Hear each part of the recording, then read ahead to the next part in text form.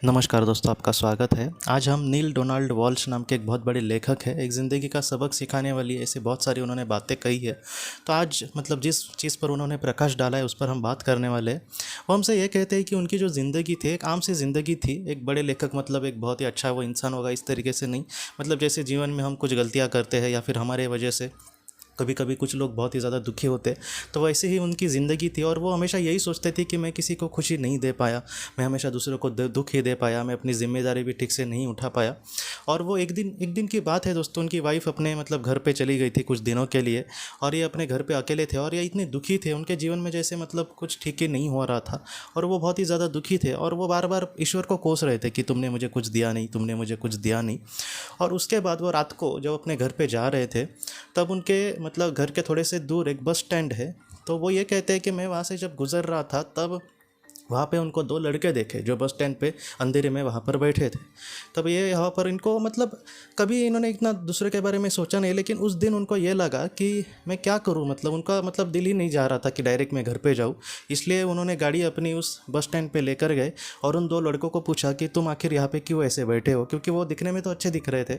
तब उन लड़कों ने ये कहा कि उनकी जो 8 की कुछ बस थी वो वहाँ से चली गई है, अब डायरेक्टली उनको आखिरी की बस जो चली गई है और अब डायरेक्ट उनको अगले दिन की बस मिलने वाली है कुछ 7 बजे ऐसे। तो इसलिए अब पूरी रात जो है वो उनको यहीं पर निकलनी होगी। और वो एकदम गरीब बच्चे थे, कहीं पे होटल में रूम भी नहीं ले सकते थे, ऐसे थे। तो इनको बहुत बुरा लगा। तब इन्होंने ये कहा कि मेरा यहाँ पर पास में ही घर है, तो तुम अगर चाहो तो मेरे घर पे आज रात रुक सकते हो, हम डिनर भी घर पे करते हैं। तो वो जो दो लड़के थे वो एक दूसरे को देखने लगे, क्योंकि एक अनजान इंसान इस तरीके से प्यार से बात कर रहा है। लेकिन इनकी बातों से ही उनको भी अच्छा लगा कि नहीं, ये कोई अच्छा इंसान है। तब वो घर पे चले गए। और नील सर हमसे ये कहते हैं दोस्तों कि कभी उन्होंने घर पे खाना नहीं बनाया, आता था उनको, लेकिन उन्होंने कभी इतना बनाया नहीं, उनकी वाइफ ही करती थी। लेकिन आज उन्होंने सारी चीज़ें उनके फ्रिज में भी बहुत सारी चीज़ें रखी जाती थी, वो भी उन्होंने आज सारी चीज़ों का उन्होंने इस्तेमाल किया और बहुत ही बढ़िया उन्होंने खाना बनाया। बाद में तीनों ने मिलकर खाया, एक दूसरे से बहुत बात की। बाद में सुबह उठकर वो उनको नाश्ता भी इन्होंने दिया और बाद में उनको बस स्टॉप पर छोड़ दिया। और बाद में वो बहुत खुशी से इनको गले लगा कर चले गए वो दोनों लड़के, और इनको बहुत खुशी मिली कि मैं उनको थोड़ा सा कुछ दे सका। और बाद में वो फिर से जब गाड़ी से जा रहे थे, तब उनके दिल में यही आया कि मैं कल रो रहा था कि हे ईश्वर, तुमने मुझे कुछ भी खुशी नहीं दी। लेकिन जो इंसान जो बहुत ही दुखी था खुद, आज वो दूसरे को कहीं ना कहीं बहुत बड़ी खुशी दे सका।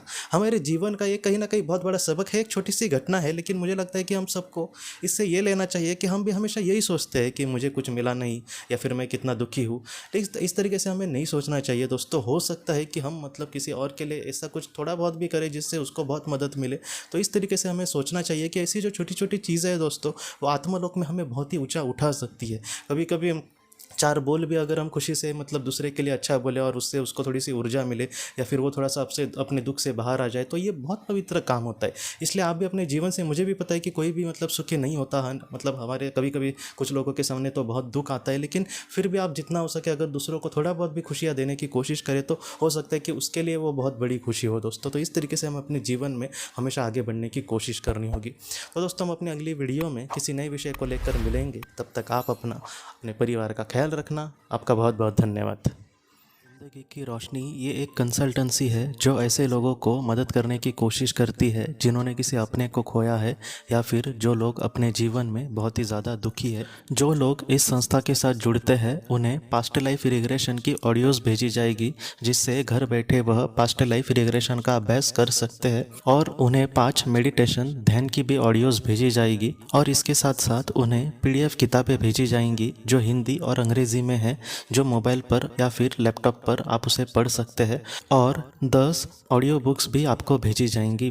तो दोस्तों, अगर आप इस संस्था के साथ जुड़ना चाहते हैं तो कृपया इस नंबर पे व्हाट्सएप मैसेज करें। आपका बहुत बहुत धन्यवाद।